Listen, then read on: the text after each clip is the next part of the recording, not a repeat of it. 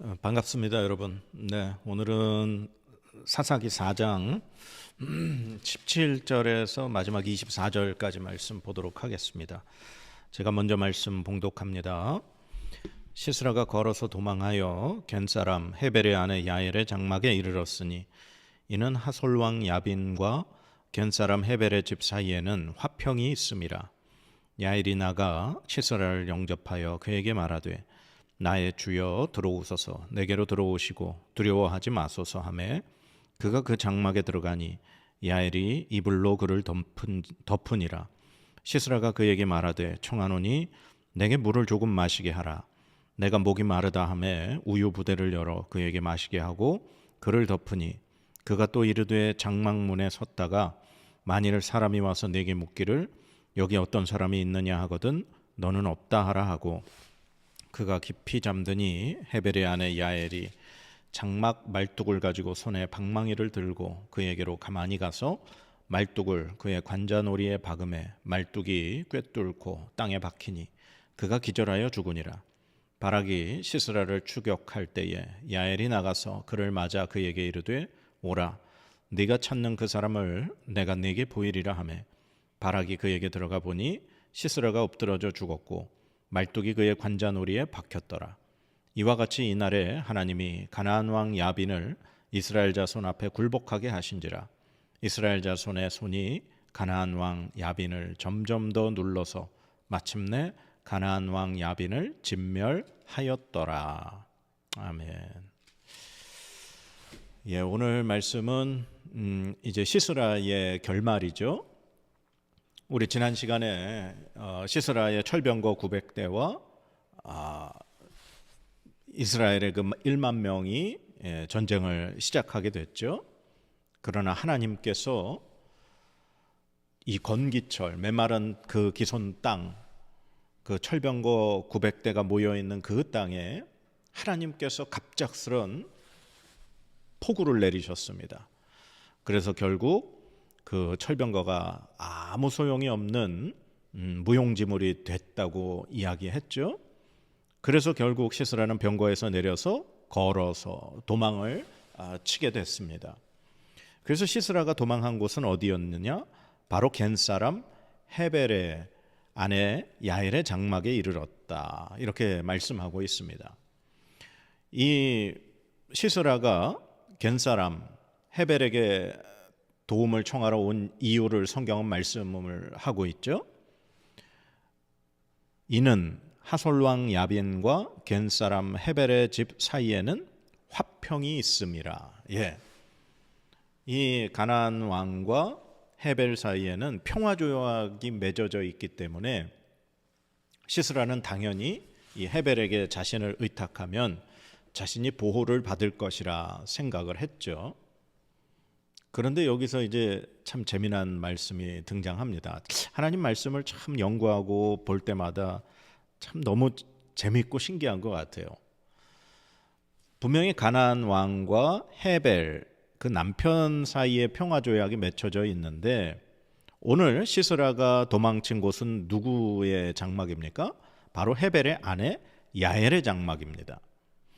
당시 유목 문화에서 남자들이 거하는 남편의 장막과 여자들이 거하는 여성의 장막은 달랐죠. 구별이 되어 있습니다. 그러니까 헤벨의 장막으로 이 시스라가 도망을 쳐야 하는데 야엘의 장막으로 도망을 쳤다는 겁니다. 그러니까 이 가나안 왕, 이 철병거 900대를 이끄는 군대 장관이라고 하는 엄청난 지위의 이 시스라가 한 여인의 장막에 숨어 들어가는 거죠. 아마 그는 그런 생각을 했을지 모르겠습니다. 내가 설마 여인의 장막에 숨었을 거라고는 그 이스라엘 군대도 생각하지 못했을 거라 생각할 수 있었겠죠. 그런데 성경에 보면 사실 이 시스라를 영접하는 게 헤벨이 아니라 야엘이었습니다. 오늘 말씀에 이렇게 되어 있습니다.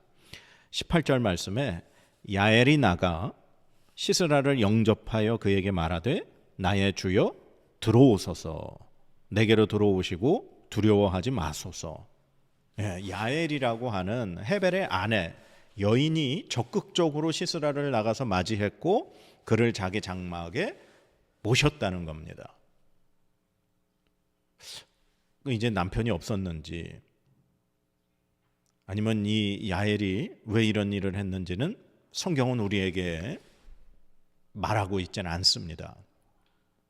아마 이 겐 사람들은 이제 유목민이다 보니 아마 남편 헤벨이 유목을 하러 다른 곳에 가 있었기 때문에 이 야엘이 맞이했는지는 모르겠습니다. 그러나 오늘 이 시스라를 적극적으로 맞이한 건 야엘이었고 부인이었고 시스라는 그 어떤 거리낌 없이 그녀의 장막에 들어가 숨고 그에게 자신의 생명을 의지했다라고 하는 거죠. 그런데 결국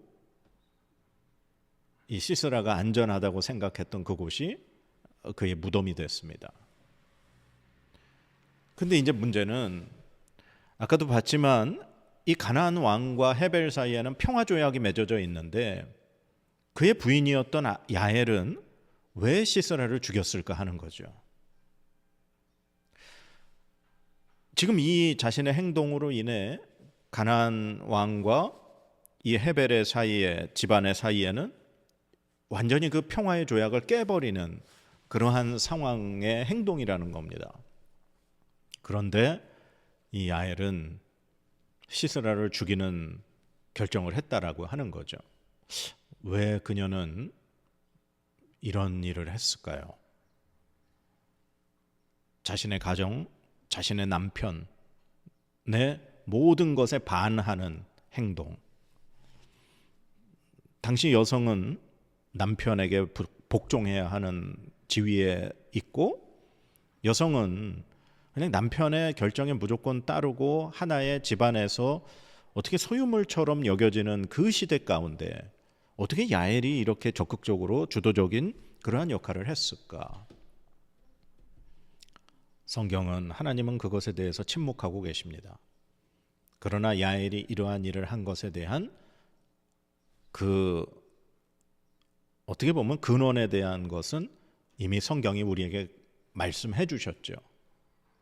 이미 드보라가 바락과 전쟁을 하러 가기 전에 이런 이야기를 나누었습니다. 드보라가 바락에게 가서 전쟁에 나아가서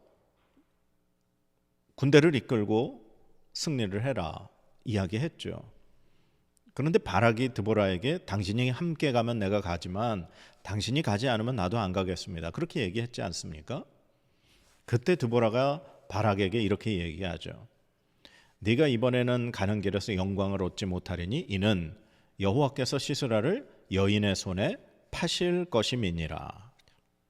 이미 이 드보라의 입을 통해서 하나님께서 시스라를 여인의 손에 죽게 하실 것을 이미 계획하셨다는 겁니다. 그러니까 오늘 이 야엘의 행동은 그녀의 어떠한 선택, 결정 그 너머 하나님의 손에 의해서 하나님의 계획 가운데 하나님의 도구로 쓰임받은 행동이었다라고 하는 거죠. 이 드보라가 예언한 것이 정확하게 이루어지는 그 순간이었던 겁니다. 참 오늘 이 말씀을 보면서 하나님은 인간의 어떤 예상, 인간의 계획 그것을 완전히 뛰어넘어서 역사하시는 하나님임을 우리가 다시 한번 볼 수 있다는 겁니다. 분명히 이 가나안 왕과 겐 사람 헤벨 사이의 집안에 평화 조약이 맺어 있기 때문에 당연히 시스라는 그곳에 가면 자신의 생명을 보존하고 구할 수 있을 거라고 믿었기 때문에 글로 갔다는 거죠. 그러나 만약에 헤벨이 그 장소에 있어서 이 시스라가 헤벨의 장막에 숨었다면 아마 이러한 일이 벌어지진 않았을 겁니다. 그러나 헤벨이 등장하지도 않고 그의 아내인 야벨이 그 시스라를 맞아 자기의 장막에 들이고 그에게 우유를 먹여 잠을 재운 이후에 말뚝으로 그의 관자놀이에 박아 죽이는 이 일을 함으로 전혀 생각하지 못했던 결과가 하나님의 손에 의해서 벌어지게 된다라고 하는 거죠. 그러니까 남편 헤벨의 어떤 정치적인 이 평화의 조약이 그의 아내인 야엘은 그것과 전혀 상관이 없었다라고 하는 것이 오늘 말씀을 통해서 우리에게 보여주고 있는 겁니다. 그러니까 언제나 이 전쟁의 주인, 전쟁의 주관자 되시는 분은 하나님이심을 오늘 보여주는 말씀이라고 생각합니다. 그러니까 사사기 4장의 말씀을 보면 전혀 뜻밖의 상황이 계속 벌어진 걸 우리가 볼 수 있습니다. 4장 처음 부분에서 제가 말씀을 나눴지만 분명히 하나님께서는 이미 드보라라고 하는 여자 선지자를 사사로 세우셨음에도 불구하고 그녀를 전쟁의 지도자로 쓰지 않으신 하나님. 그런데 그 드보라를 통해서 이제 북쪽에 있는 바락을 불러와서 전쟁에 나가라고 했는데 이 바락이 순종하지 않고 당신이 함께 가면 내가 가지만 당신이 안 가면 난 안 가겠습니다라고 하고 그런 모습을 보이는 그 순간, 그럼에도 불구하고 하나님이 바락을 쓰신다는 거죠. 그렇게 해서 드보라와 바락과 그리고 전혀 전쟁에서 이길 수 없는 그러한 상황, 기송강에 모인 철병거 900대의 군대와 다볼산에 있는 10,000명의 이스라엘 군인들, 전혀 전쟁이 게임이 되지 않는 상황에서 하나님께서 그 건기철에 갑작스러운 비를 내리심으로 그 철병거 900대가 무용지물이 되게 만드신 하나님, 그리고 평화의 조약으로 인해 자신이 그곳에 가면 당연히 살 수 있을 거라고 생각했던 그 시스라가 그 헤벨의 아내 야엘의 손에 의해 죽음을 맞이하게 하신 하나님, 그리고 당시 이스라엘 시대에서 여성의 위치가 전혀 앞에 나설 수 없는 그런 상황임에도 불구하고 하나님이 드보라라든가 야엘이라고 하는 사람을 통해 이스라엘을 구원하시고 건지신 그러한 역사. 그래서 사사기 4장의 말씀은 정말 뜻밖의, 예상 밖에 일하시는 그 하나님의 모습을 우리에게 보여주고 있습니다. 저는 그래서 오늘 이 말씀을 마무리하면서 여러분에게 이 한 가지 질문으로 말씀을 마치고자 합니다.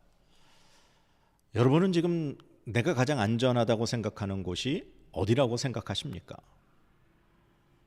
오늘 시스라처럼 나와 평화, 우리 민족과 평화의 조약을 맺은 그 집이 안전한 곳이라고 여겼지만 그는 결국 그곳에서 죽었죠.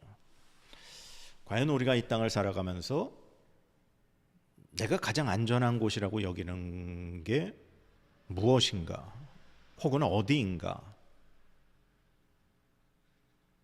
오늘 이 질문에 한번 깊이 생각하시는, 그리고 그것에 한번 답을 해보시는 여러분의 하루가 되시길 바라겠습니다. 기도하겠습니다.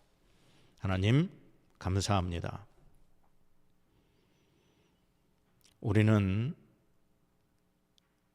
나와 가깝고 나와 약속을 한 그것이 안전하고 평안한 곳이다라고 믿고 있습니다.